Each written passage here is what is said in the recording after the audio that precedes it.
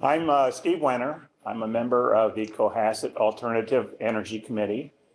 And I just want to give you a little brief history of the Cohasset Community Electricity Program. And then I'm going to turn it over to our able consultant here to brief you on the details.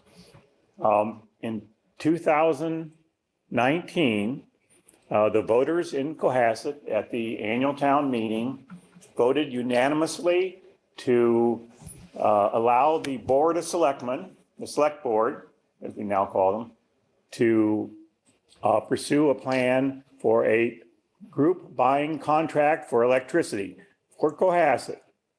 And the idea was to get more affordable electricity as well as options for green energy, additional green energy in your electricity.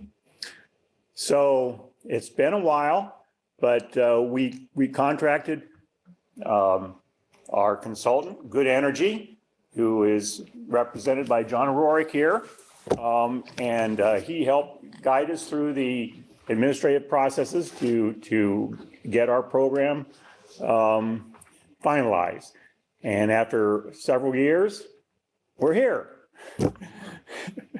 So I'll turn over now to John, and he'll answer all your questions. So thank you so much for coming. Thank you, Steve. Thank you all for being here. My name is John O'Rourke. Our company name is Good Energy. We're going to go through a short slide presentation, and then we'll turn it over for questions. Justin, there we go. This is basically our customers-facing team here in Massachusetts. We're a national company. We not only work in Massachusetts, but we work in every state that has municipal aggregation. Our team here in Massachusetts is backed up by a staff of over 40 professionals, analytical research, customer service, and administrative personnel.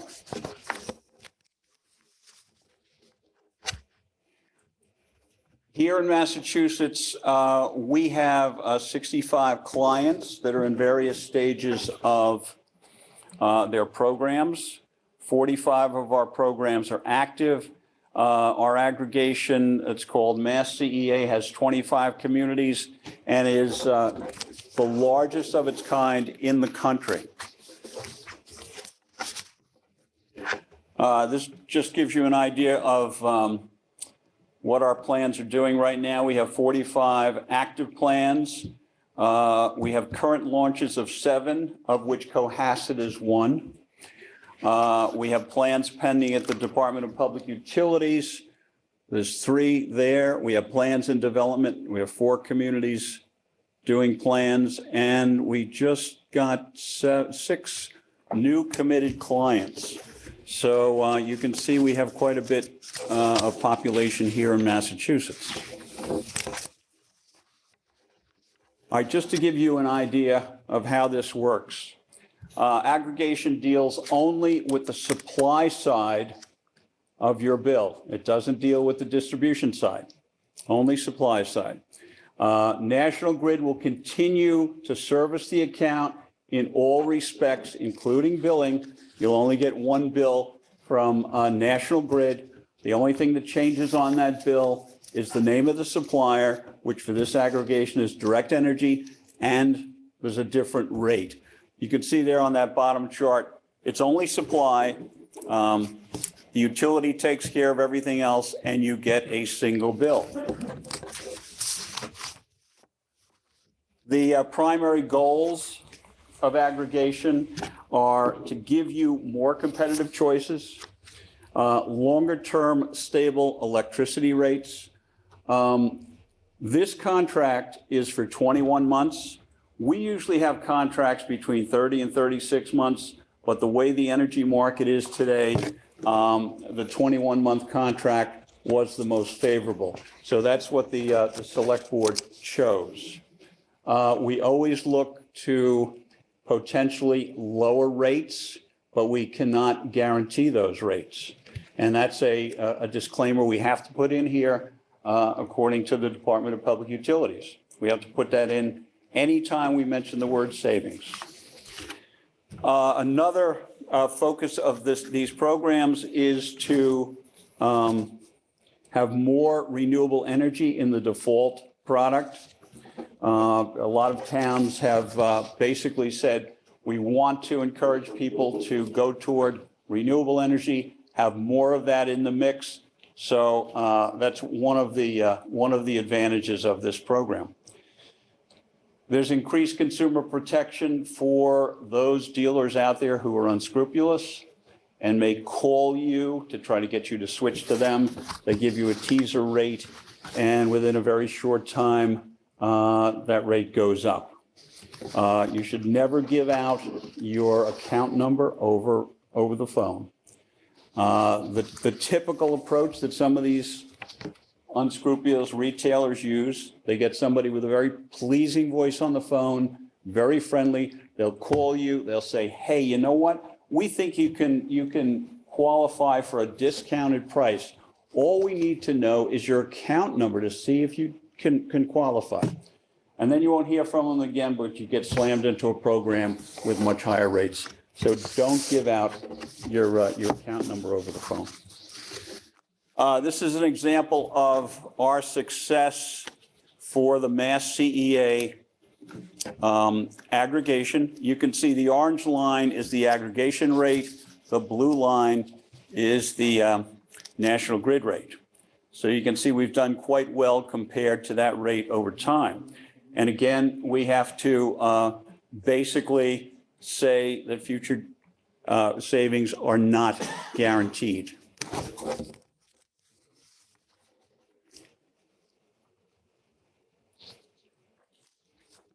Anyone on the basic service of National Grid received one of these letters. If you didn't receive one of these letters, it's because you have a third-party supplier already, okay?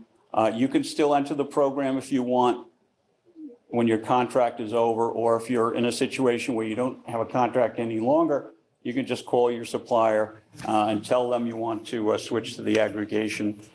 Call our supplier, Direct Energy, and they'll get you switched over. I want to go over this letter carefully because there seems to be some confusion, not only here in Cohasset, but with the other 5 communities that we're going out to launch for. In this top section, it gives you 3 options. The first one is that if you do nothing, okay, you will automatically be enrolled in what is known as the Cohasset standard product. Now, the town chose a product that has 10% additional renewable energy in it because they wanted to encourage more renewable energy here in town. You can either stay in that product, or you can choose to go down to the state requirement, which is 16,310, slightly less. That has the required amount of green energy according to the Commonwealth. Or you can go up to the 100% product, which has 100% green. Now, if you don't want to be in the program, you take the third option, you mail in that opt-out card, or you can call the supplier and tell them you want to opt out. So that covers all of your choices. Now, the next part of this just explains these choices to you, the product summary. As you can see, Cohasset Standard is just a little bit more expensive than the Cohasset Basic. And again, that has the 10% more voluntary renewable energy in the mix. You can see that 100 is a little bit more. That has 100% renewable energy. So essentially, this was selected by the select board, these choices, to give everybody essentially a selection that they might be happy with.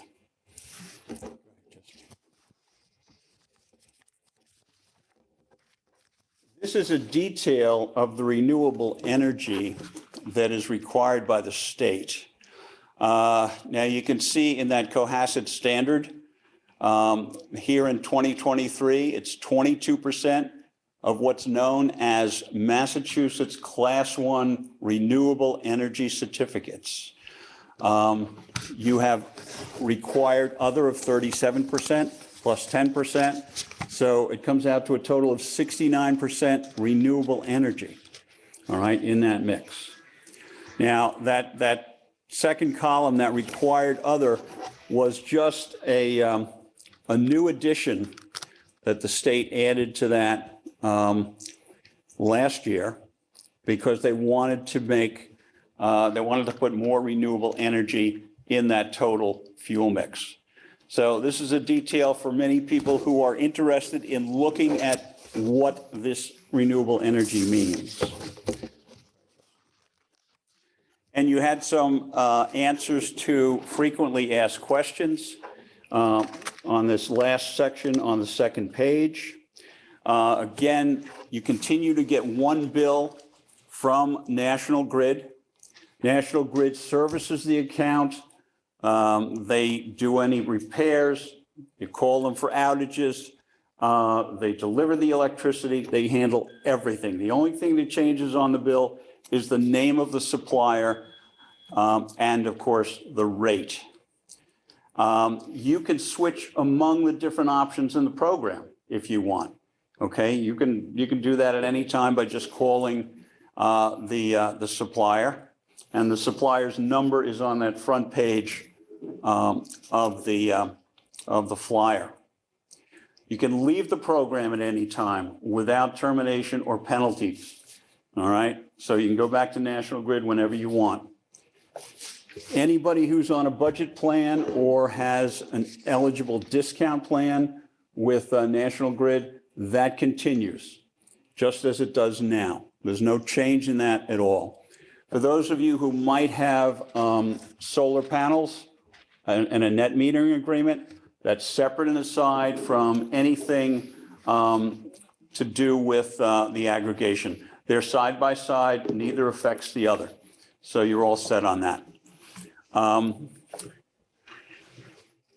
Again, we are receiving our electricity from a competitive supplier. And essentially, this was a competitive bid that the town went out for. Direct Energy was the winner, and they were the best. They were the best alternative. If you have a tax exempt business, you can give them your tax exempt forms, and they'll make sure you don't have any sales taxes for the electricity. And again, on that bottom, you have the website that has information, and you have a number you can contact with for other questions. And again, essentially, those who can participate, Justin, next slide. Again, those who can participate who are known as eligible customers are those who got this letter, who are on the basic service of National Grid. If you have a third-party supplier, you didn't get this letter. And we get a lot of phone calls. Oh, my neighbor got this letter. I didn't get this letter. Why didn't I get this letter? Well, you didn't get this letter because you already have a third-party supplier.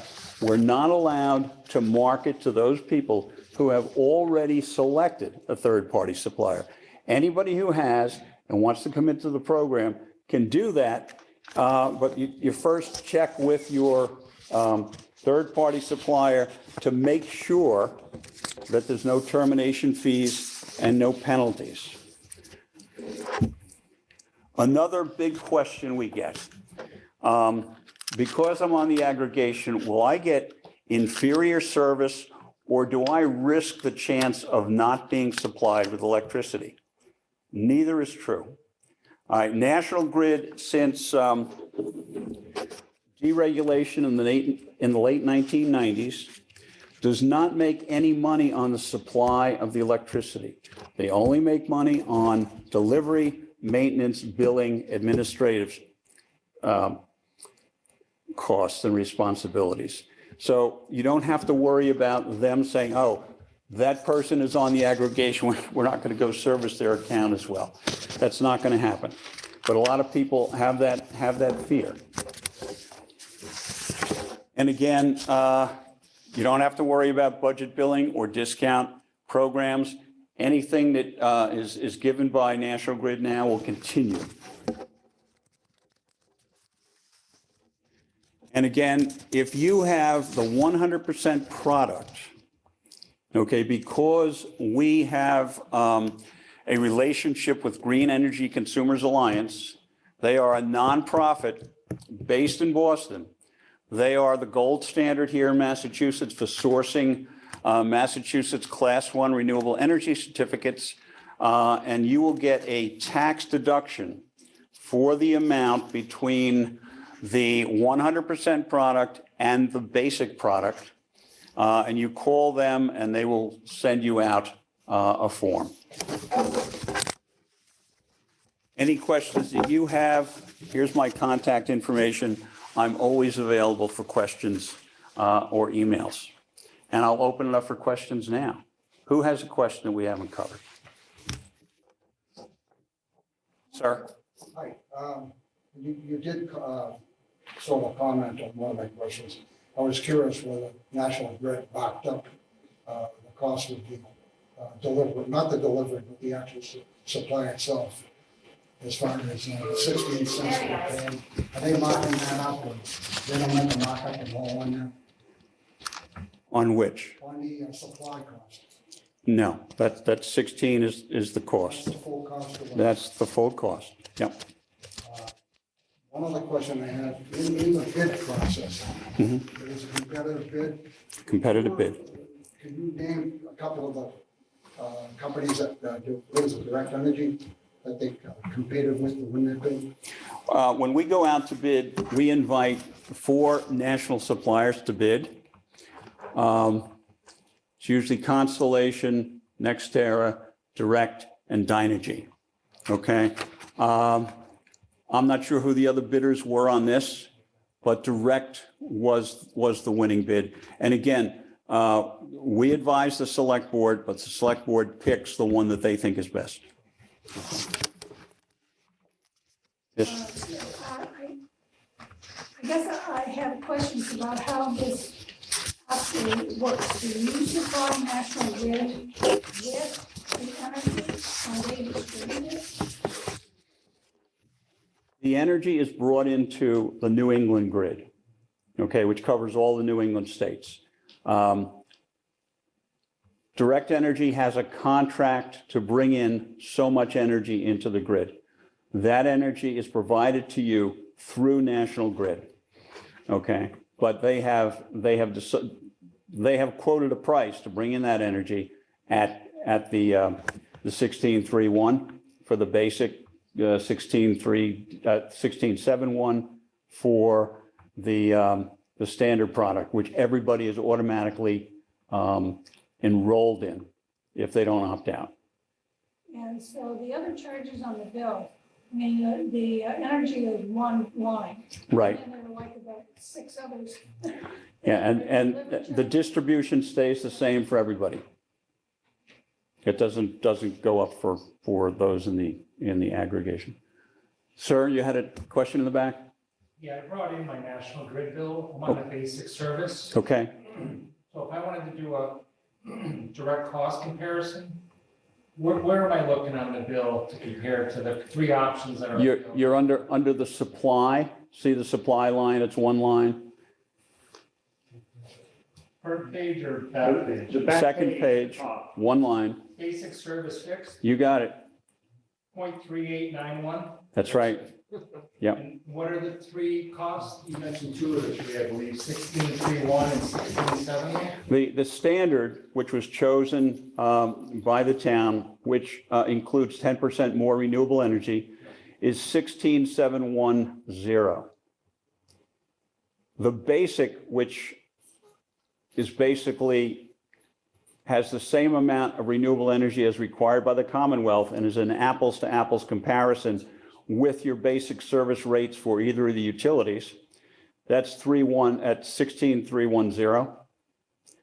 And if you wanted to go 100%, it would be 17.850.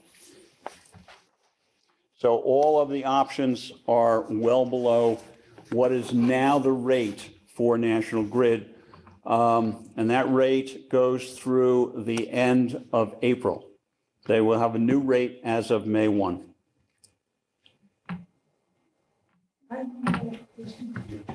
So all of the energy that comes from direct energy, we have a streetlight that we rent from National Grid. Does the energy that operates that, is in the same mix? We have a street light. Who are we talking about? In other words, you know, the streetlights on the.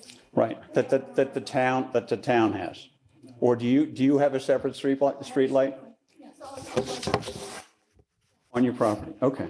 Well, yeah, that comes from the same place. Yeah. Sir? The price is fixed through December 24. At that point, is another bid put out on a competitive bid basis, sort of to keep direct energy competitive. What we will do, starting in the spring of 2024, because we're a national company and we have a large commercial and industrial clientele, our analysts and our buyers are in the market all the time looking at electricity prices. We will start in the spring of 2024 to look at the market. Our analysts will tell us, hey, this is a good time to go out, and we will start looking to get a competitive bid at that point in time.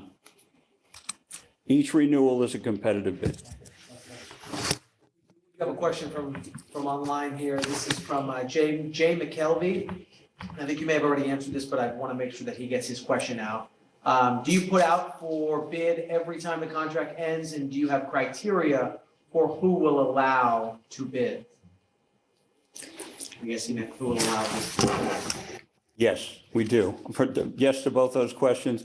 We only deal with large national suppliers who have experience, not only in Massachusetts, but in other states, with handling municipal aggregations. That's what this is. This is what's known in the law as a municipal aggregation. We like to call it a community electricity aggregation because sometimes that municipal tag on that can be confusing, all right? But we go out to competitive bid with only the largest national suppliers who can handle this type of a situation. I noticed Gary Fogelman's on. Gary is one of our really good guys in New York, and he takes care of a lot of what's going on behind the scenes. Gary, you have anything to add? Not really, no. I think it's definitely important to realize the suppliers that are asked to bid are those that have significant experience in aggregation. They need to have the back office in order to support the programs. We've had many other companies actually look into participating in bids, and we've had to turn them away, but we've also had some that have come a long way and they've been able to bid after some time, possibly on smaller bids, but it keeps the suppliers growing, and that's what we're looking for, is just more competition. The one thing I would also just mention, John, is sorry to correct you, but the Green Energy Consumers Alliance has changed, if you'll remember, their format for the tax exemption. So it's now an online form. It's actually, I think, probably easier than it was previously. It's 3 or 4 screens. It rolls you right through the process, and that's how you get your tax deduction documents. But very simple. Just rolled out this about a week or 2 ago. Great, thank you, Gary. Sure. Could I ask maybe Gary about the Green Consumers Alliance rebate or tax credit? How much does that amount to? Is that the full difference between the price of the base product and 100%? Yes. Yeah. There you go. Yes. Yes. Wow, that makes the 100% option actually cheaper than a standard product. Is that right? Am I interpreting that right? Well, you get a deduction for that slice between the 100% and the basic. So it's that slice you're getting the deduction on. So it sounds like it would make. I'm sure it could be substantial. Yeah. So it's what, a penny and a half roughly per kilowatt hour Yep. as a deduction. And it depends on whether you're outside the standard deduction or not. I see, okay. Other questions, sir? I appreciate you comparing the cost or direct comparison between the three community options and the basic fixed service. It sounds like you would also know what is the approximate percentage now that the basic fixed service has for renewable energy. Well, right now, Gary, we have Justin, we have a slide on that. It's slide number 10.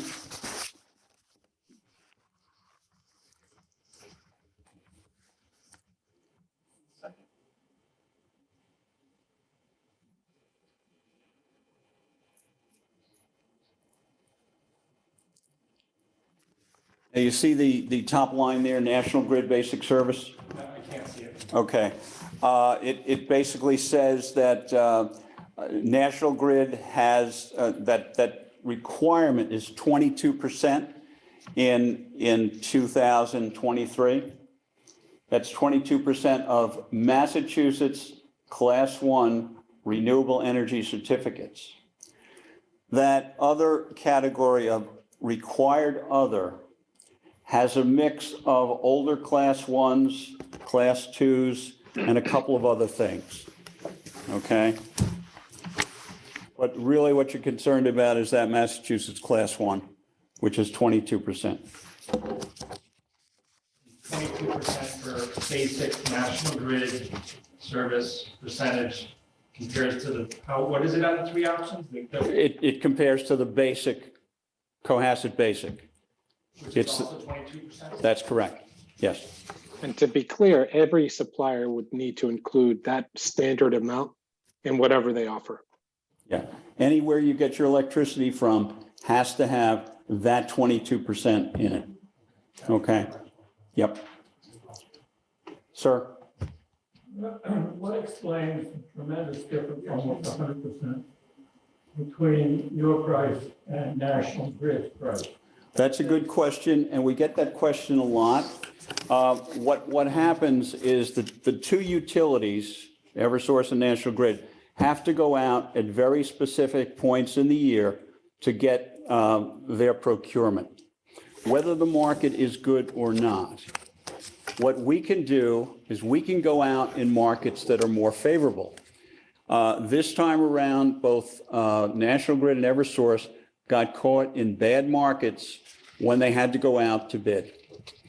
We had a favorable market when we went out. So that's to a large extent why our rate is better. We also have a longer term. We have 21 months. The two utilities have to go out 6 months at a time. And if they're in a very bad market for that 6 months, this is what happens. Question here from Jay McKelvey again. Have you seen any volatility in pricing in the past, and what could drive potential volatility? Well, there's a lot of factors that can drive volatility. You have national energy policy, you have local energy policy, you have a situation where we might have a little bit of a shortage in natural gas here in the New England grid. The weather, of course. At the end of this week, we've got below zero temperatures coming in. That causes a lot of problems with the generation. Again, the grid may have to go to oil and coal to generate some of that electricity. So, there are a lot of factors involved in that.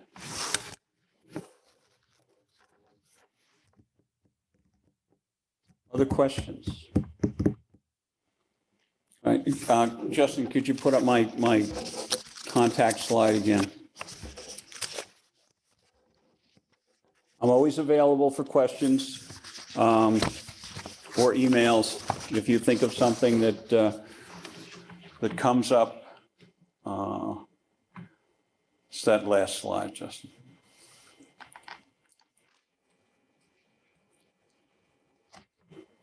feel free to call me or email me. And thank you all for being here, and thank those online. You, well done. You're welcome. Thanks, everyone. Have a good night. Bye, John.